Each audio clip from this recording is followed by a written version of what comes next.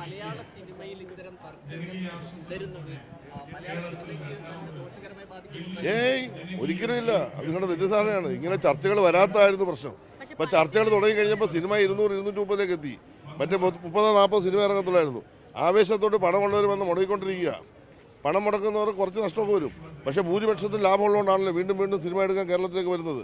അപ്പോൾ അതുകൊണ്ട് ചർച്ച കുറയ്ക്കണ്ട. എൻ്റെ അഭിപ്രായത്തിൽ ചർച്ച നല്ലപോലെ നടക്കട്ടെ, നല്ല വിവാദം ഉണ്ടാകട്ടെ. വിവാദങ്ങളിലൂടെ മാത്രമേ പുതിയ ആശയങ്ങൾ വരത്തുള്ളൂ. അങ്ങനെ മാത്രമേ പ്രശ്നങ്ങൾ ഇടപെടാൻ പറ്റൂ. അങ്ങനെ ഇടപെട്ട് പ്രശ്നങ്ങൾ പരിഹരിക്കുന്ന ഒരു ഗവൺമെൻറ് ആയത്. ഒരു ഭയവും വേണ്ട, നല്ല ചർച്ച നടക്കട്ടെ. മുഖ്യമന്ത്രി ചർച്ചയൊന്നുമില്ല. മുഖ്യമന്ത്രി എന്ന് വിളിക്കുന്നത്, മന്ത്രി എന്ന് വിളിക്കുന്നത്, ഉദ്യോഗസ്ഥ സ്ഥലത്ത് വിളിക്കേണ്ട കാര്യം. അവർ തന്നൊരു പ്രശ്നം 3 പ്രശ്നം. ആ 3 പ്രശ്നത്തെക്കുറിച്ച് ഗവൺമെൻറ് സെക്രട്ടറിയും ഡയറക്ടറും കൾച്ചറൽ ഡയറക്ടറും ചർച്ച ചെയ്യാൻ പറഞ്ഞിട്ടുണ്ട്. അവർ ചർച്ച ചെയ്തിട്ട് അവിടെ തീരുന്നില്ലെങ്കിൽ ഞാൻ മുൻകൂട്ടി ചർച്ച ചെയ്യും. വേറൊരു വിഷയം, അതായത് ഈ വയനാട്ടിലെ ദുരിതാശ്വാസ ബന്ധപ്പെട്ട് കേന്ദ്ര സർക്കാർ വളരെ ദുരൂഹമായ വ്യവസ്ഥകളും അതുപോലെ തന്നെ കർശനമായ വ്യവസ്ഥകൾ വെച്ചിട്ടുണ്ട്. സർക്കാരിൻ്റെ ഒരു നയം എന്താണ്? ഇതെന്താ പറഞ്ഞാൽ വയനാട് ദുരന്തത്തോടുള്ള കേന്ദ്ര ഗവൺമെൻറ് നിലപാട് ഒന്നുകൂടി വ്യക്തമായില്ല. ഒരാത്മാർത്ഥയില്ല. ഈ 10-45 ദിവസം കൊണ്ട് 500-ൽ പരം കോടി രൂപ ചെലവഴിച്ചോണം എന്ന് മാത്രമല്ല, വേറൊരു കാര്യം കൂടെ പറഞ്ഞിട്ടുണ്ട്. ചെലവഴിച്ചതിന് ശേഷം ചെലവാക്കിയതിൻ്റെ കണക്ക് കൊടുക്കുമ്പോൾ പണം ഞങ്ങൾ തരും എന്ന് പറയുമ്പോൾ മനുഷ്യത്വമുണ്ടോ? ഞാനിവിടുത്തെ BJPയുടെ സംസ്ഥാന നേതാക്കന്മാരോട് ചോദിക്കുകയാണ്, നിങ്ങൾ എല്ലാ കാര്യത്തിലും അഭിപ്രായം, ഈ ഭൂമിക്ക് കീഴിലുള്ള സകല കാര്യങ്ങളെപ്പറ്റി അഭിപ്രായം പറയുന്നതല്ലോ, എല്ലാത്തിനെ പറ്റി അഭിപ്രായം പറയുന്ന ഒരു പാർട്ടി കേന്ദ്ര ഗവൺമെൻറ് ഈ നിലപാടിനെതിരെ ഒരക്ഷരം നിങ്ങൾ പറയണ്ടേ? എന്തിനാണ് കണ്ടീഷനായിട്ട് ചെയ്യേണ്ട കാര്യം എന്താ? ഇനി ഞങ്ങൾക്ക് 50 വർഷം കഴിഞ്ഞ് അടച്ചാൽ മതി. 500 കോടി രൂപ തരുന്നു, നിങ്ങൾ 50 വർഷം കഴിഞ്ഞ് അടച്ചാൽ മതി, പലിശരഹിതമാണ്, സന്തോഷം. 45 ദിവസം കൊണ്ട് ഈ പണം മുഴുവൻ ചിലവായിക്കോണം, നിങ്ങളുടെ ഫണ്ടിൽ നിന്ന് ചിലവാക്കിയിട്ട് എഴുതി തന്നാൽ ഞങ്ങൾ ഈ പണം തരുമെന്ന് പറയാൻ ഈ രാജ്യത്തിൻ്റെ ഭാഗമല്ലേ കേരളം? ഇവിടുത്തെ ടാക്സ് മേടിച്ചുകൊണ്ട് പോയി അതിൻ്റെ അംശമല്ലേ ഇങ്ങോട്ട് തരുന്നത്? ഇവരുടെ ആരും തെങ്ങായിട്ട കാശാണ്. ഈ കേരളത്തിൽ നിന്ന് കൊണ്ടുവന്ന പണത്തിൻ്റെ എത്ര വിഹിതം ഇവിടെ തരുന്നുണ്ട്? ആ വിഹിതം പോലും തരാതെ ഒരു സംസ്ഥാനത്തെ വേട്ടയാടും. ഇത്രയും ആളുകൾ മരിച്ച്, ഇത്രയും കുടുംബങ്ങൾ അനാഥമായി, പുനരധിവാസത്തിന് 10-3000 കോടി രൂപ ചെലവാകുന്ന ഒരു പദ്ധതി ഒരു സംസ്ഥാന ഗവൺമെൻറ് മാത്രം ഉത്തരവാദിത്വമാക്കി തലയിൽ വെച്ച് കഴിഞ്ഞാൽ എങ്ങനെ ഈ പ്രശ്നം പരിഹരിക്കും? ഇത് തന്നെയാണ് മണിപ്പൂരിലുണ്ടായത്.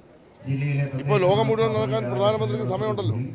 എത്ര ദിവസമെടുത്ത് അമേരിക്ക, ഫ്രാൻസ്, ലോകം മുഴുവൻ കറങ്ങുകയാണല്ലോ.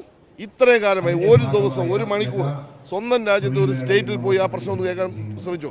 ഇതാണ് BJP. ഞങ്ങൾ BJPയെ പറ്റി പറയുന്നതിൻ്റെ രാഷ്ട്രീയതാണ്. അവർക്ക് ജനങ്ങളോട് പ്രതിബദ്ധത, അവർക്ക് രാഷ്ട്രീയമാണ്. അവർക്ക് ഭരണം കിട്ടാൻ വേണ്ടി ഏത് നിലയിലും ഇടപെടും, ഏത് അട്ടിമറി അവർ സംഘടിപ്പിക്കും. ജനക്ഷേമകരമായ കാര്യങ്ങൾക്ക് അവർക്ക് ഉത്തരവാദിത്തമില്ല. കേരളത്തിലെ ഗവൺമെന്റിനെ സംബന്ധിച്ചിടത്തോളം ആ രാഷ്ട്രീയം കണ്ടുകൊണ്ട് തന്നെയാണ് ഇടതുപക്ഷ ജനാധിപത്യ മുന്നണി ഗവൺമെന്റ് പ്രവർത്തിക്കുന്നത്.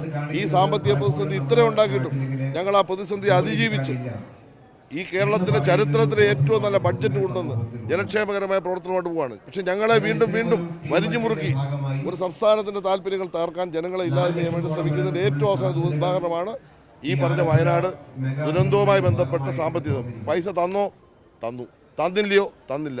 നാളെ ചെലവാക്കിയില്ലയോ, ചെലവാക്കിയില്ല. ആരാണ് ഉത്തരവാദി? പിണറായി വിജയൻ ഗവൺമെന്റ്. ആരാണ് ഉത്തരവാദി? CPM, ഇടതുപക്ഷം. ഈ രാഷ്ട്രീയം ജനങ്ങളുടെ മുമ്പിൽ അവതരിപ്പിക്കാൻ വേണ്ടിയിട്ട് തന്ത്രം മാത്രമാണ് പഞ്ചായത്ത് തെരഞ്ഞെടുപ്പ്, അസംബ്ലി തെരഞ്ഞെടുപ്പ് കണ്ടുകൊണ്ടുള്ള ഒരു BJPയുടെ ഗൂഢാലോചന തന്ത്രം. ആ തന്ത്രമൊന്നും കേരളത്തിൽ വിലപ്പോകില്ല. അതിനെ അതിജീവിച്ചുകൊണ്ട് തന്നെ ഈ വയനാട് ദുരന്തവുമായി ബന്ധപ്പെട്ടുള്ള പുനരധിവാസം ഭംഗിയായി സംസ്ഥാന ഗവൺമെന്റ് നിറവേറ്റും എന്ന് ബഹുമാനപ്പെട്ട മുഖ്യമന്ത്രി പ്രഖ്യാപിച്ചിട്ടുണ്ട്. ഞങ്ങൾ ഉറപ്പാക്കും.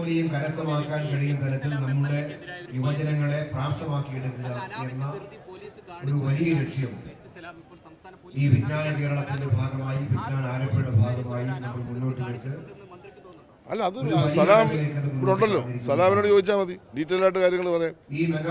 ആ സംഭവം എന്താണെന്ന് എനിക്കറിയില്ല.